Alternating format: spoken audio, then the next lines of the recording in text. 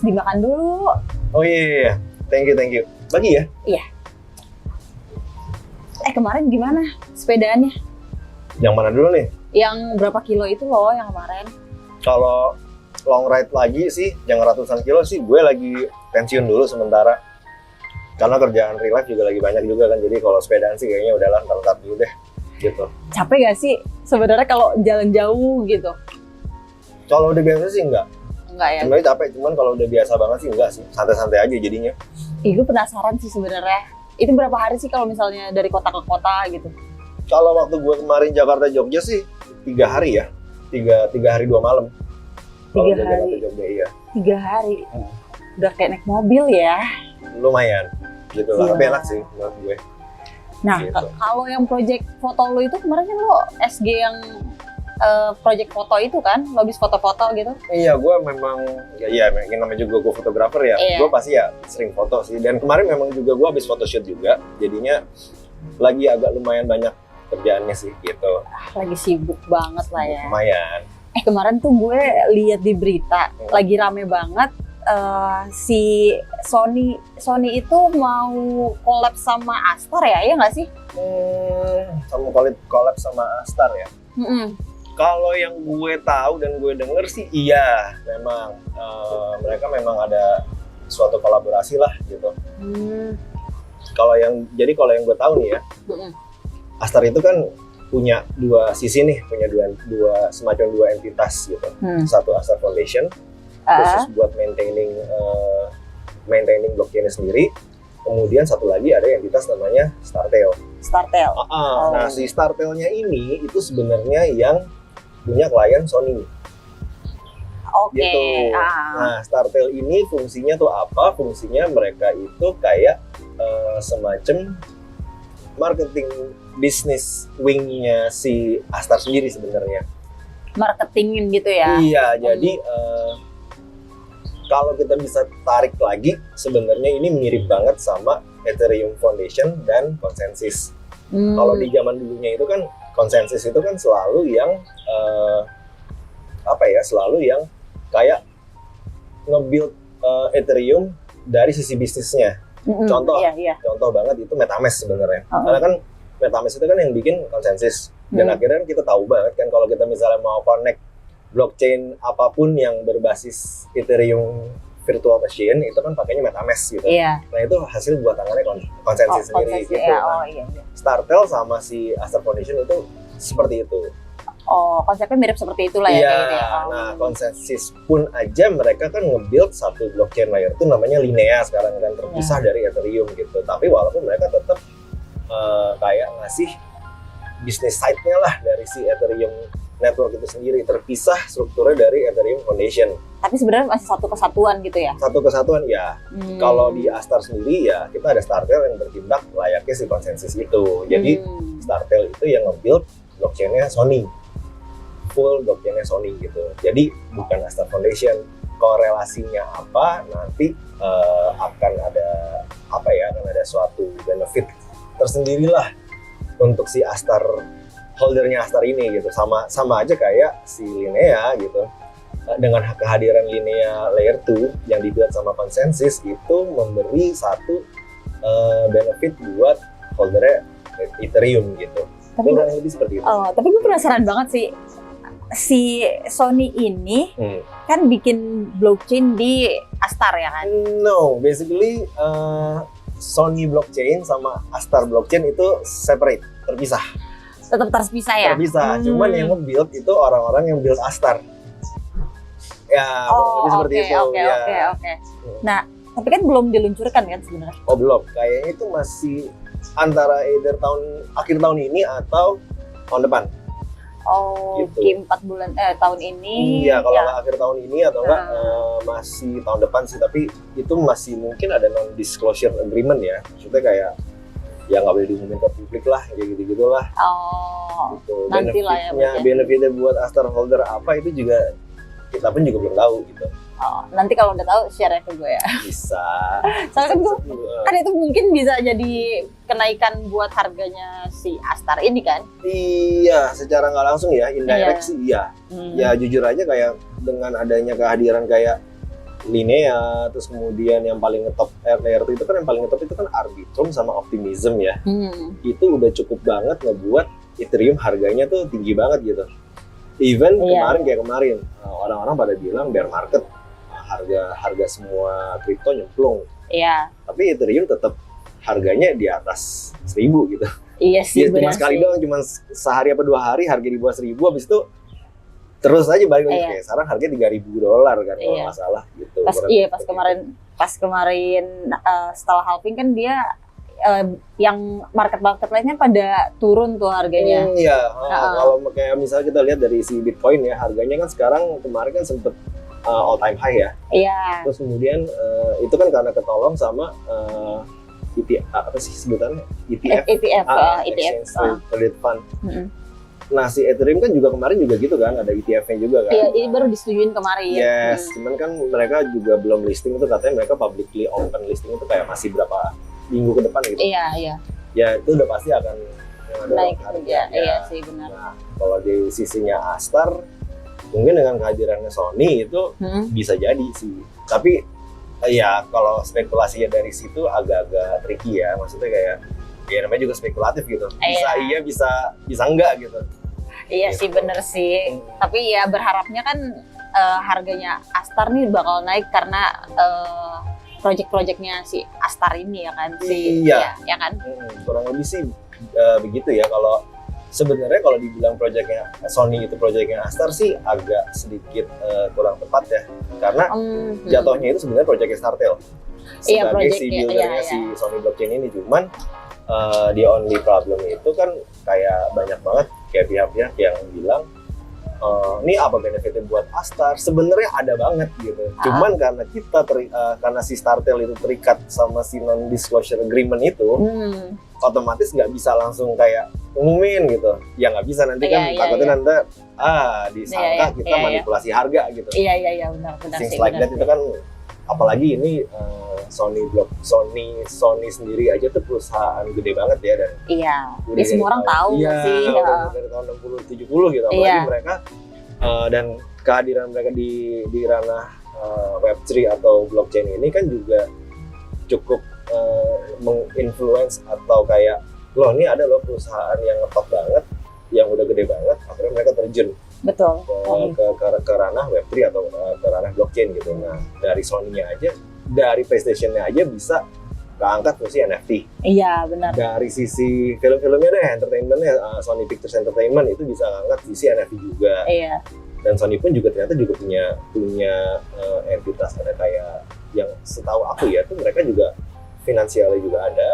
Terus ya yang kalau yang ngetop di Indonesia kan banyak kan PS ya. PS, iya aku tahu soal Sony PS atau enggak yang film-filmnya Sony gitu.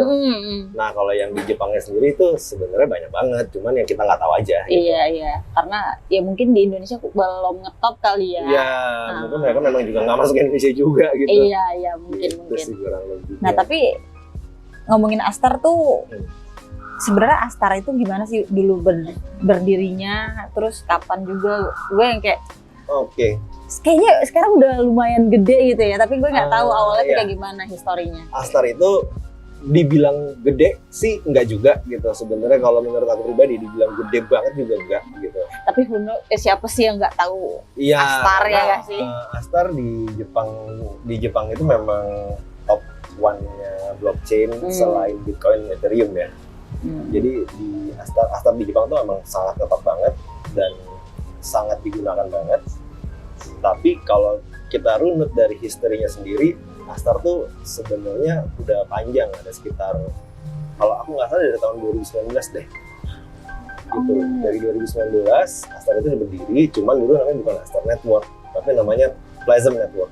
Plasm Network. Nah, kemudian di 2020 mereka rebranding. Si Astar ini rebranding jadi Astar Network gitu. Si Plasm ini jadi Astar Network. Nah, di tahun 2002 itu kan dulunya mereka berdiri di atasnya Polkadot. Iya. Mereka berdiri di atasnya Polkadot, mereka jadi layer 1 di atas Polkadot, kemudian terakhir ekspansi. Jadi mereka punya 2 jaringan besar. Satu di atas Polkadot yang layer 1, yang satunya lagi Astar ZK VM di atasnya Ethereum. Oh, ada Jadi dua kita jaringan ada dua gitu ya. jaringan, Oh. Oke. Gitu. Gue minum dulu ya, aus. Apa minum aja. Oh, Makan sekalian.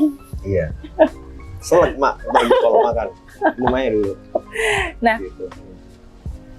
Nah, kalau pendirinya tuh siapa sebenarnya? Kalau pendirinya Astar sendiri itu namanya Sota Watanabe. Dia memang asli orang Jepang dan dia under 30 ya umurnya ya, masih di bawah 30.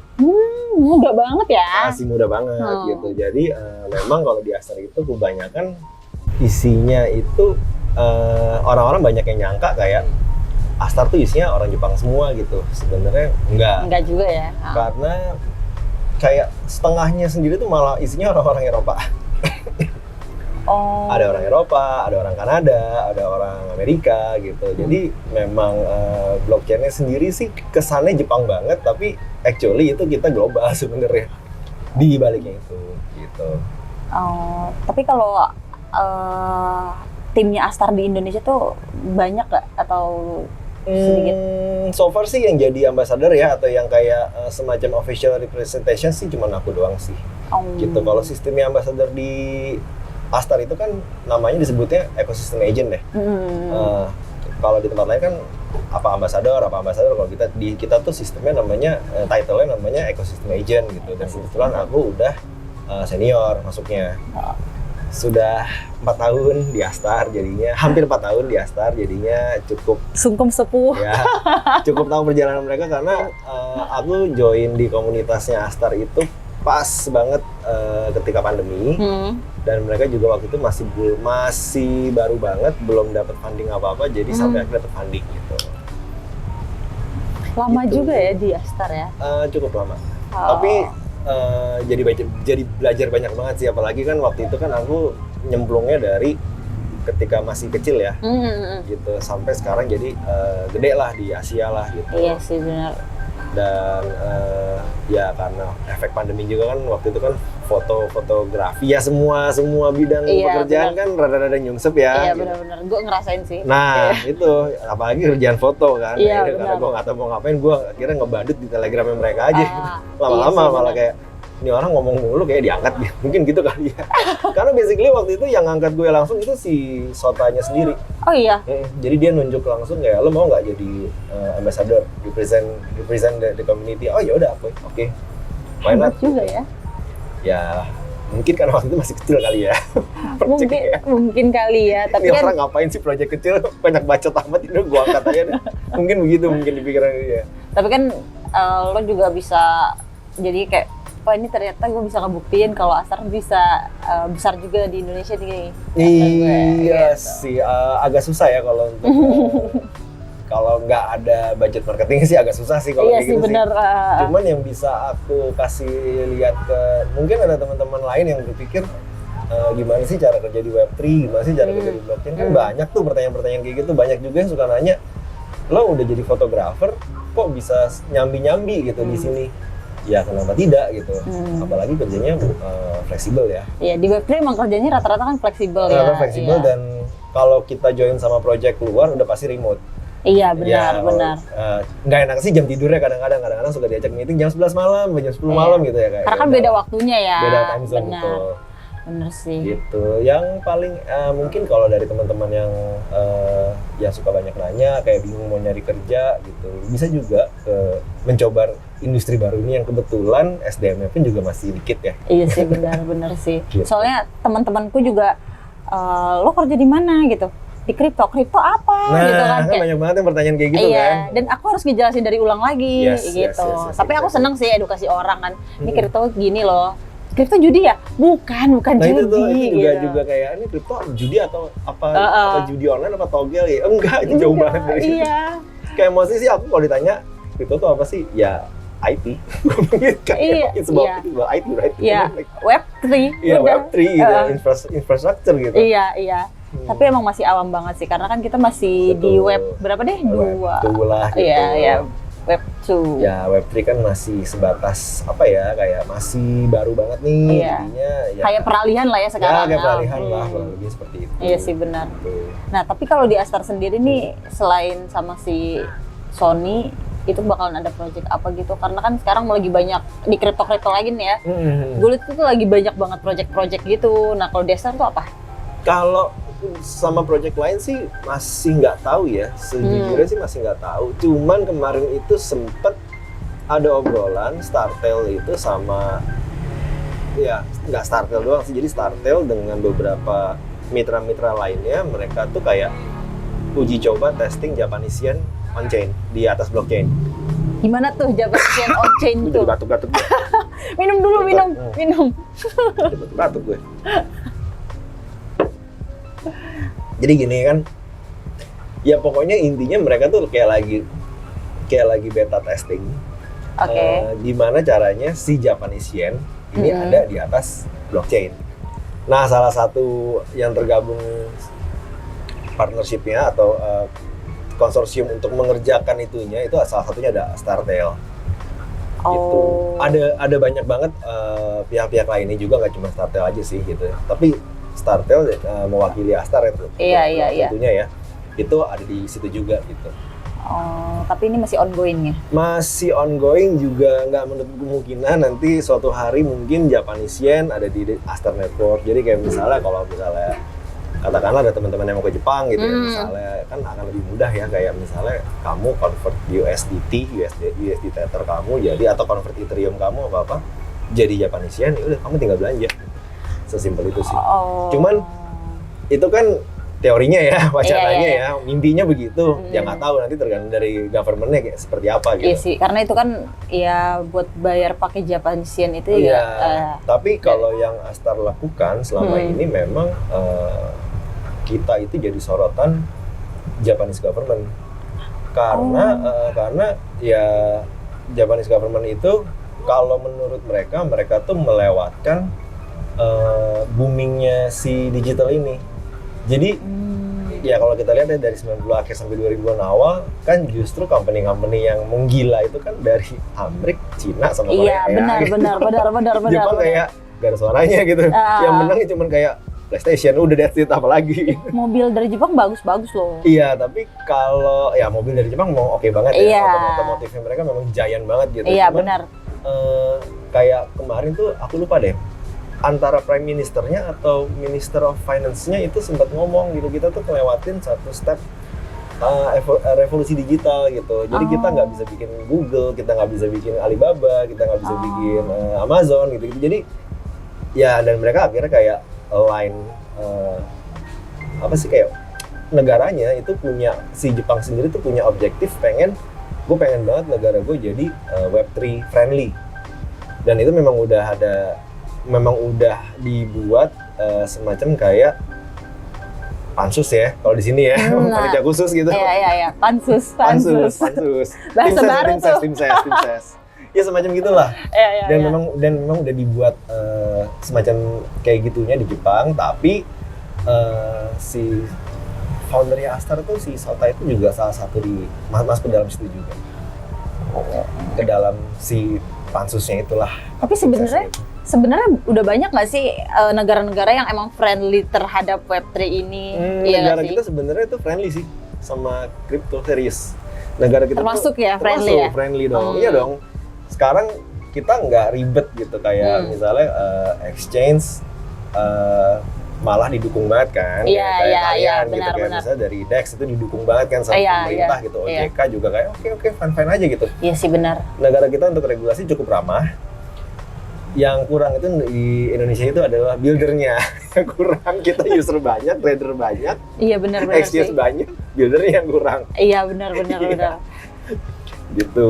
Terus minum dulu. Oh iya. Ntar batuk lagi. Terus gue lapar lagi. Makan. Nyemil ya? Iya. Emang bener sih, di Indonesia emang buildernya kurang ya. Semoga kedepannya ya anak-anak muda zaman sekarang kan udah banyak inovasi ya kan. Amin. Ya semoga lah ya. Siapa tahu jadi penerusnya tiba-tiba bawa Indonesia ke luar negeri ya kan. Nama Indonesia di mana-mana ya kan. Tuh, gitu. Bisa bersaing sama negara-negara lain. Nggak, khususnya Vietnam sih. Kalau di Southeast Asia kita kalah sama Vietnam sih. Oh iya. Untuk sisi developer ya. Untuk sisi developer kita kalah sama Vietnam. Tapi kalau kita jelas menang user ya, numbers lah gitu. Iyalah. Bisa kan negara gede banget gitu. Iyalah, benar. Tuh. Dan kalaupun nanti negara kita bisa jadi kayak bisa kita Web3 friendly gitu. Ya kalau menurut aku pribadi sih ini bakal jadi maju pesat banget sih, apalagi kita kan di tahun 2040 sampai 2050 kita kan punya bonus demografi ya. Iya.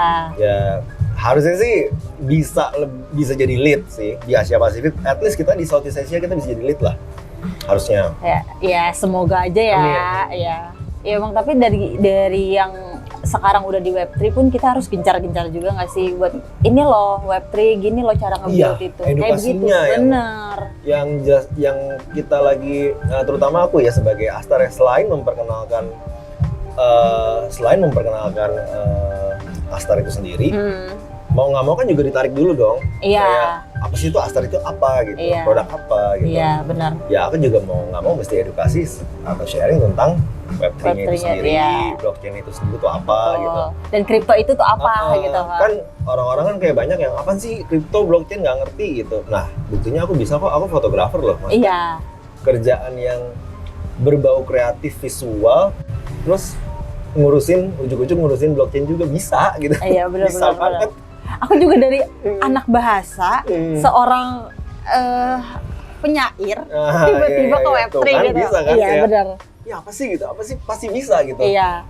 Sama aja kayak zaman dulu kayak papa mama kita gitu. Ini apaan sih Friendster, sosmed, Facebook apapun itu kan. Iya. Tapi lama-lama mereka jadi terbiasa gitu kayak pakai gampang lah ternyata. Iya benar. Install lah. Di Web3 belum ada itunya. Belum ada semacam kayak katalis yang memaksa orang untuk menggunakan.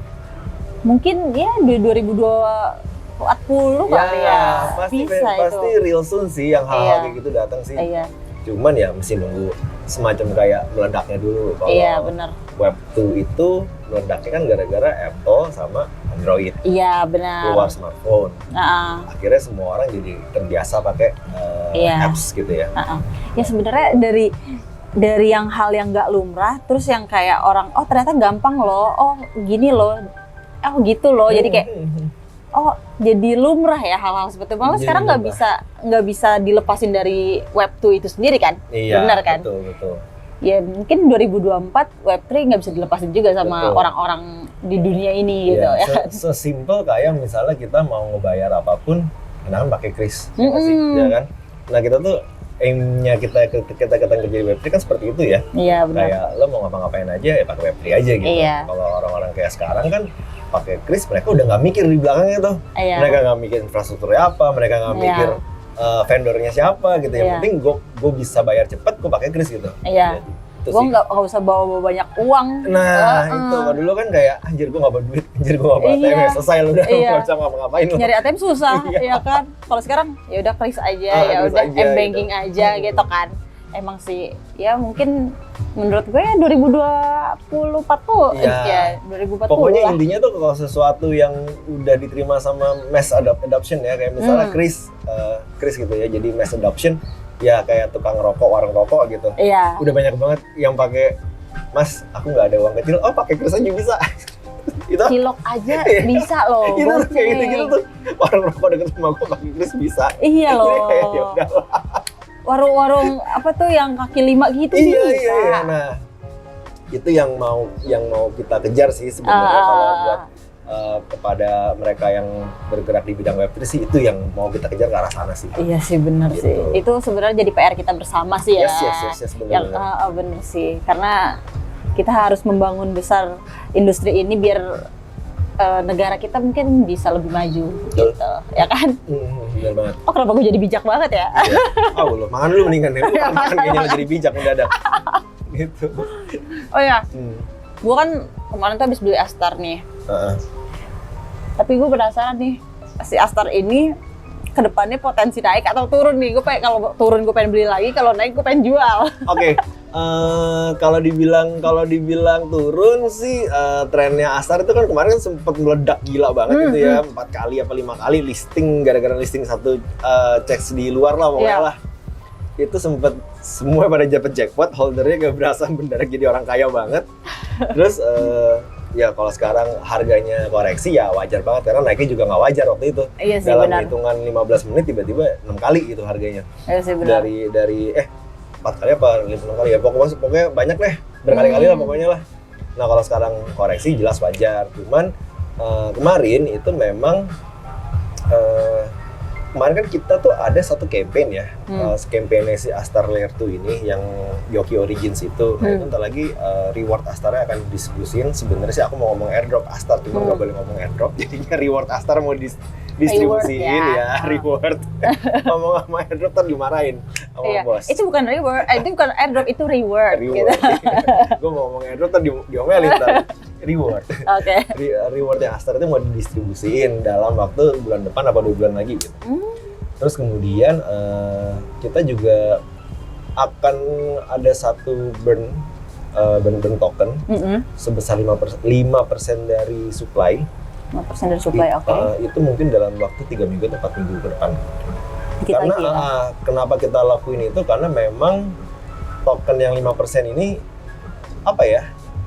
Udah nggak kasarnya tuh nggak dibutuhin.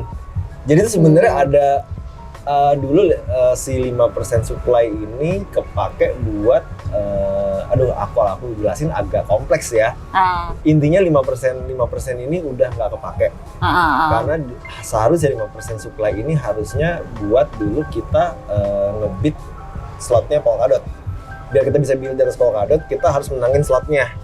Slotnya Polkadot ya. Nah, 5% ini digunakan buat itu. Ternyata kan dari Polkadot sendiri udah ganti sistem, nah 5% jadi nggak kepake. Ya udah di burn aja. Oh iya sih, benar. Gitu. Dan terakhir aku ngikutin diskusinya itu semua kaum komunitas, tentunya trader, semua pada happy. Semua kayak ayo cepetan gitu. Iyalah, pasti yang namanya burn kan pasti jadi. Iya, karena kan biasanya kalau kita ada burn kan pasti harga naik ya. Walaupun mungkin nggak signifikan, cuman ya itu biasanya sih harga akan naik sih. Ya udah, gue beli sekarang aja deh sebelum di burn.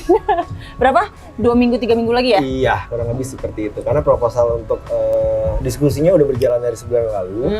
Proposalnya tuh mungkin baru ada 2 atau 3 minggu lagi, terus hitung 7 hari ke belakang. Hitung 7 hari ke depan, biasanya tuh kejadian. Gitu. Kayaknya gue bakalan lihat webnya Astar lah ya abis ini. Yes. Gue lihat dulu deh. Bisa gitu. Gitu. Kalau buat holder sih itu yang enak sih. Gitu. Makan.